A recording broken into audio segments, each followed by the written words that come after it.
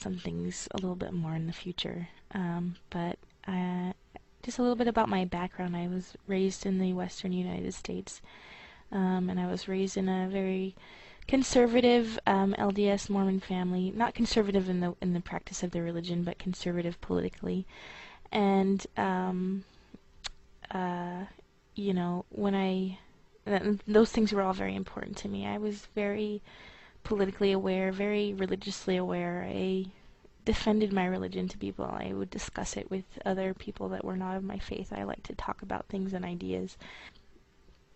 You know, when I was 17, I decided that I really wanted to learn Arabic, and it wasn't for any particular reason. It wasn't because I didn't know any Arabs, I didn't know anything about the Middle East, I didn't know about anything about Islam. I think that I had a Spanish teacher who told us some of the words in Spanish, what their roots were and how they came from Arabic, and a little bit about the fact that, you know, the Arabs had occupied Spain, and so I started to become more interested in that, and I went to the bookstore and I bought a book to learn the Arabic alphabet, and I bought a Quran. And I don't know what happened to that Quran. I never read that one, but I know it was like the major work in Arabic, so I wanted to have that. And so I started learning the alphabet about the same time that I was approached by a recruiter from the military. And he told me that I could be a linguist, and I said, can I be an Arabic linguist? I ended up joining the military. That was the first time that I met any Arabs. They were my teachers, and they were incredibly well-educated and articulate people, and I came to love them a great deal. And, you know, there was a woman who was Palestinian who was from Jordan, and I remember one of the first things that I asked her was, you know, what do you guys wear over there? Because she didn't, you know, she dressed like a Westerner, so and it just came from a place of kind of complete ignorance, and I was curious, and she kind of looked at me, and she's like, the same things you wear? But, so that was a good experience for me. I ended up getting out of the military just prior to September 11th, and I loved being at the school. I loved learning Arabic. I would go to the library on post and watch Al Jazeera during my lunch times. I loved it so much, but I didn't like being in the military. I hated being in the military. But also, it's important to know at that time, that's when I came to the conclusion that I didn't believe in my religion anymore that I had been raised in.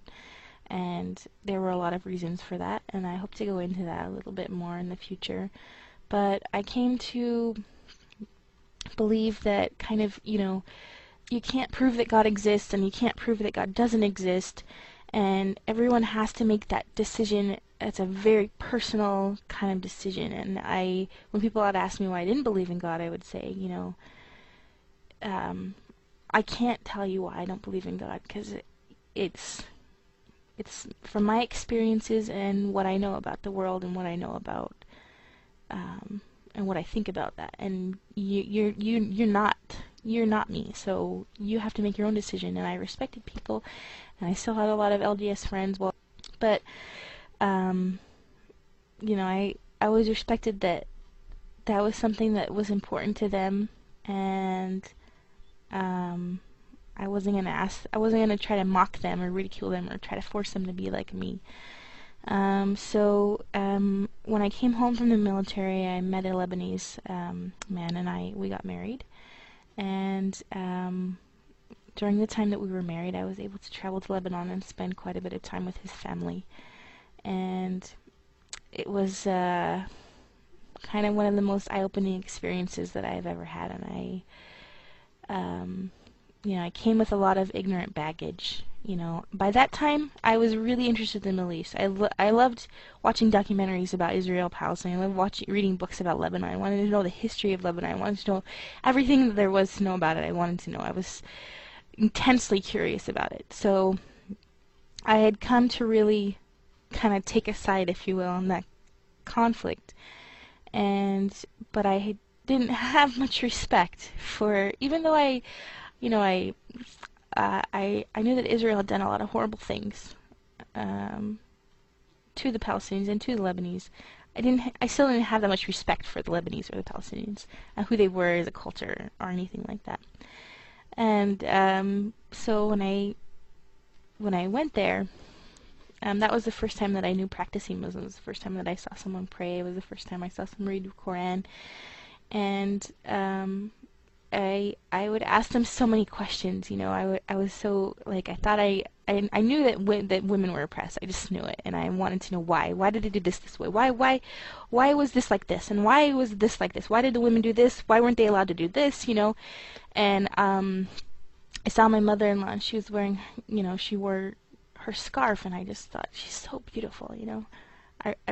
Why does she? I didn't want her to do it. I didn't want her to wear it. I wanted her to show everyone her beauty because she was a beautiful woman. And I came to have a different opinion of it as time went on. I loved to watch her put it on because it was so important to her, so clean, so smooth. Like it was a beautiful thing, and it meant a lot to her. It was a big part of her identity.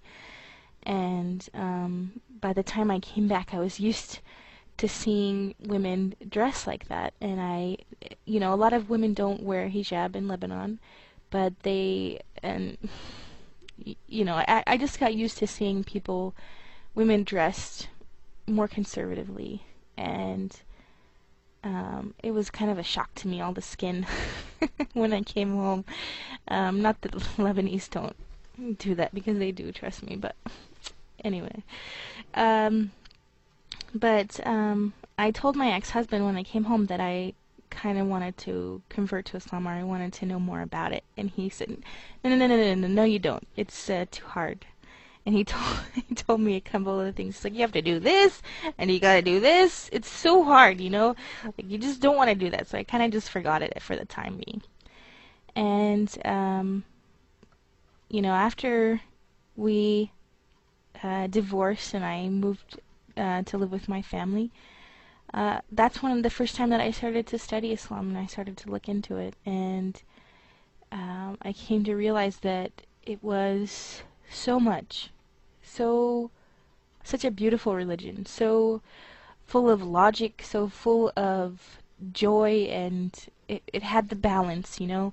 It made sense, and it was deeply spiritual as well.